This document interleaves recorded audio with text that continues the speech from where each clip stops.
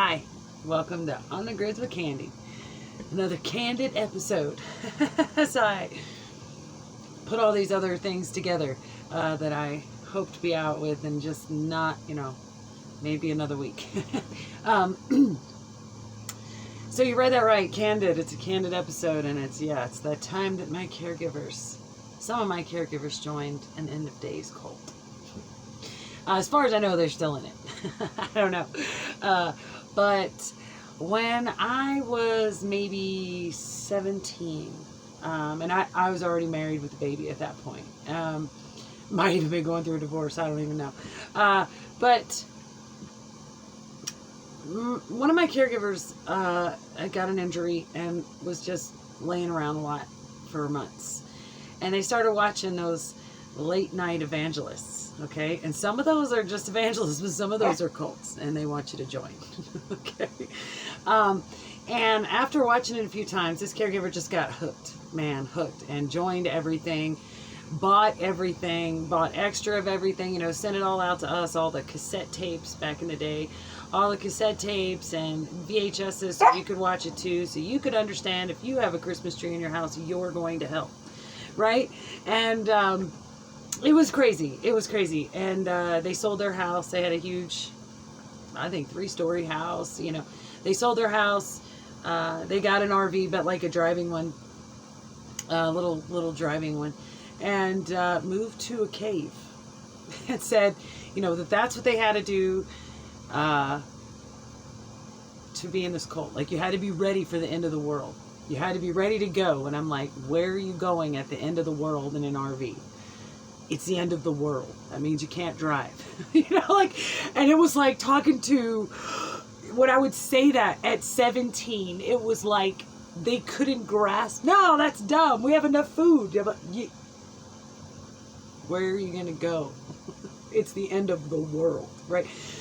Anyway, they were like really hooked on Revelations and the life tree, the lifespan of a fig tree leaf or something, it was gonna hit in May, every May for years. So before they sold their house, they actually lived in their house and homeschooled a bunch of kids and had them, and that was their curriculum.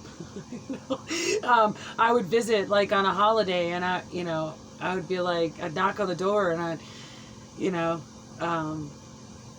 little kid come to the door and just, open the door. I'd be like, hey, how's it going? How are you doing? And they'd be like, maybe 7 years old. I'm just in here waiting to go home.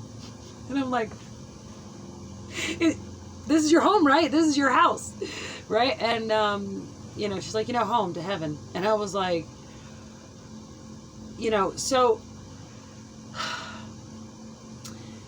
throughout that, they weren't allowed to leave their yard, they grew up that way. And then as they were growing up, then they ended up all, having to live in an RV and live at this cave and be ready to go, when the fig leaf does whatever the hell it's going to do.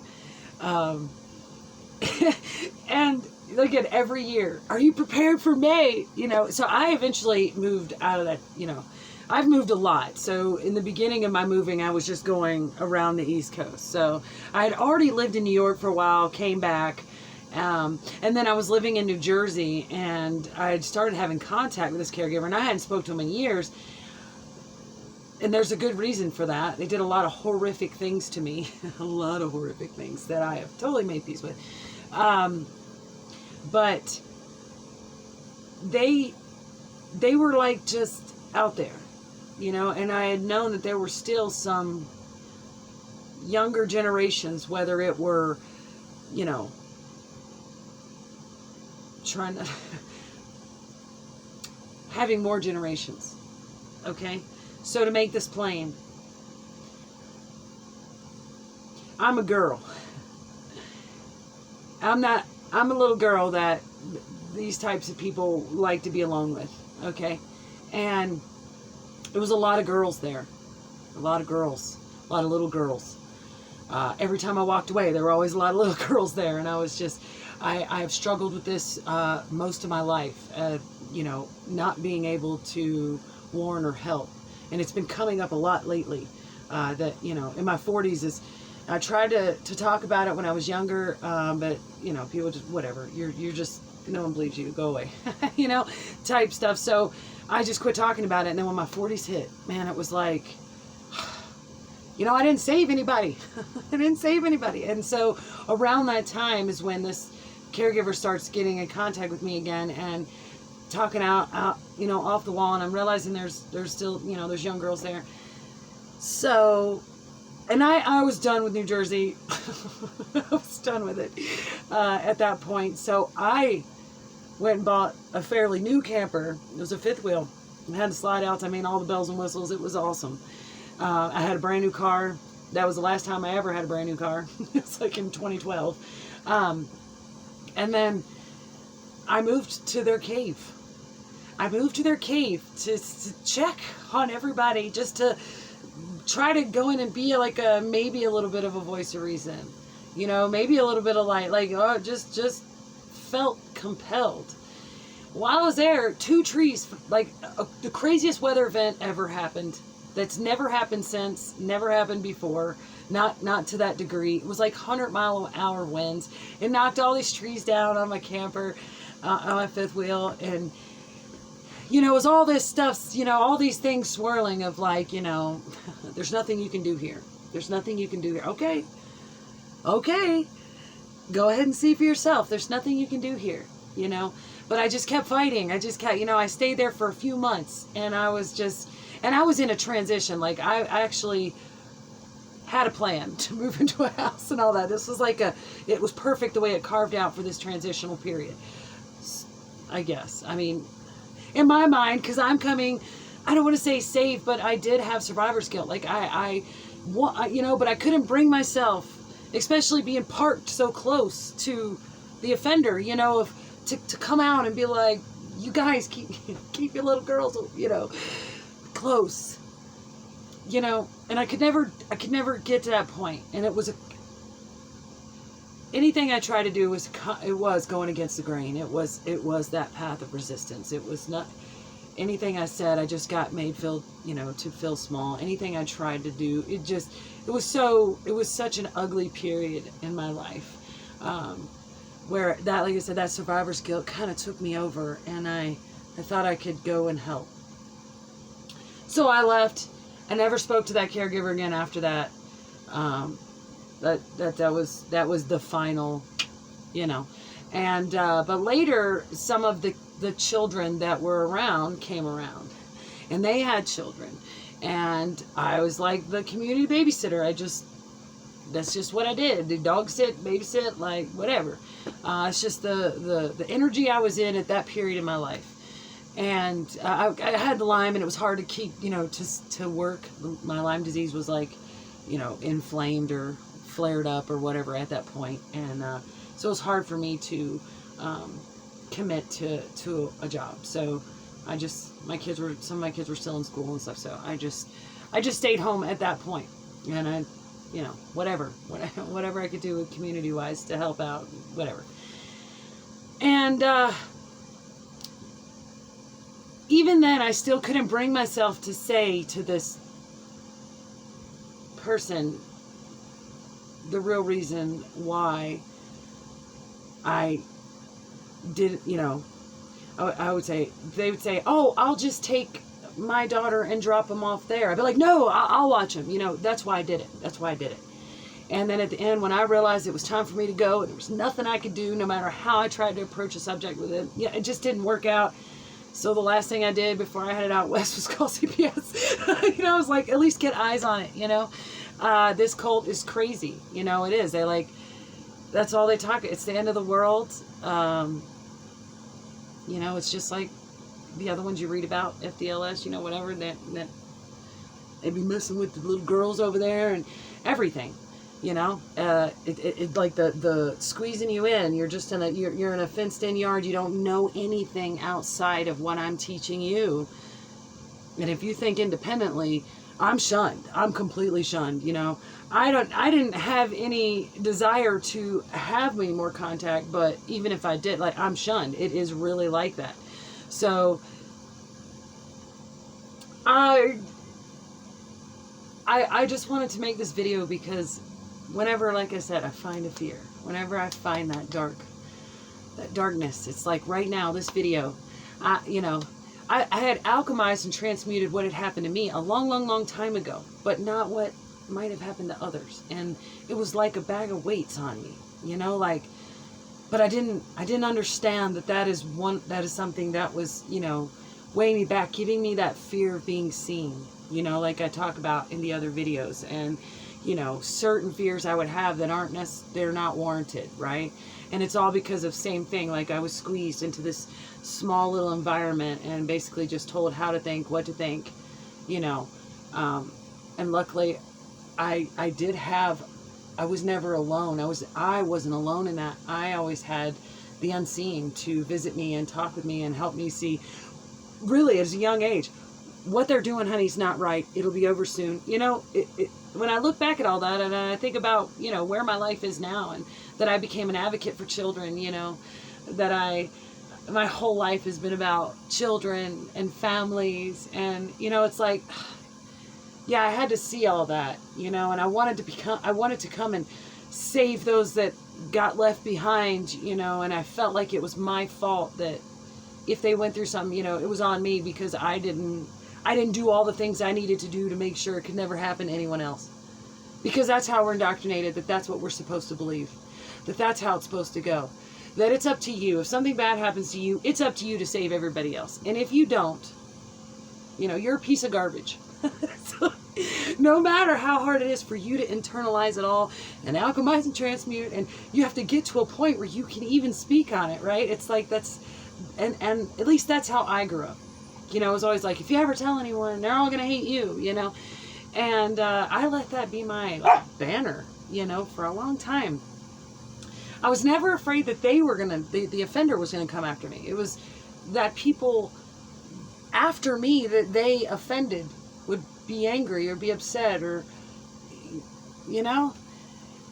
I don't know if anyone else feels that way about things, but I feel such a release. And it did take, it's like I look back now, the intruder that came in over the weekend, and no fear, like I don't know. I mean, for me, it was like a shift with all of that, just bringing my perspective around to, no fear. No fear. No fear. I'm okay. I'm okay. And everything's not my fault, right? That's what I tell you guys. Everything's not your fault. And that was one place that I needed a light shined to bring my my heart, that little piece of my heart that maybe was struggling to say, it's not all your fault. You're just a kid too. You gotta process too. You gotta work this out too. And there was nothing you could do. There was nothing you could do. Sometimes we won't accept that. I know I do it all the time on the crusade. I'm not listening. Yes, there's got to be something we can do. There isn't always, and I feel like that whole town, that whole cave is just cursed, and I just put it out of my life. But I want, part of the candid is to share, some of the stories of some of the things I've been through and how do I handle it? How do I handle it? And sometimes I'm going to, the light might get shined on something I haven't handled, and that I hadn't. I don't even speak about it. I can't. It breaks my heart. It did, but now it's mended. Now it's okay. And being able to share it, just do a video of it, and then know that it's going to go out into the cosmos, out into the collectives, even if they don't watch it. Like, it doesn't matter. This is what it takes. It takes us to realize everything's not our fault, and the things that happen to us, you should be allowed to speak on it and not to be a victim, but to teach others how you're still standing. How are you still standing? Right? Just you standing should be enough, right? And I know, like, I'm sorry, I've seen like it's the prana that's making the little stars. Like, I'm seeing so many of you, and you needed that light. Oh, I just got goosebumps. You needed that light. Not everything's your fault, man. Shine the light right on that. No. No. Don't let that take anything else. Not another day, not another minute, not another backwinded thought. Nothing. Nothing. You get your internal butter churner out and you just start stirring that muck, and then you close your eyes and look up and envision that it is turning into rainbows and it is shooting out and it's going wherever you want it to go. I send it to the offender. Elevate, friend. You know, be responsible for what you've done, you know, those types of things, and then get past that and then become whole, you know. And then obviously send it out to anybody else, you know, those that I love, those that I know that don't love me, like everybody. Everybody. I just want to bring you up. And I want to give you guys an update on what happened over the weekend. So, the cops keep calling me. So, if you didn't see the video, like, I was just renting a cabin, and this guy ran up in, and, you know, if you want to know the story, you can go back and watch the last, it's like the last couple videos.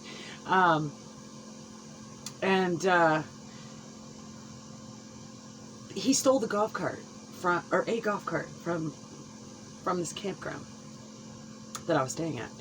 And I saw him. He ran up and he tried to steal my cabin, and then he ran out and stole the golf cart. And so I called 911 and I reported it. A lot more happened after that, but I'm not going to get into that. But anyway, here's what keeps happening. They keep calling me and telling me about my golf cart.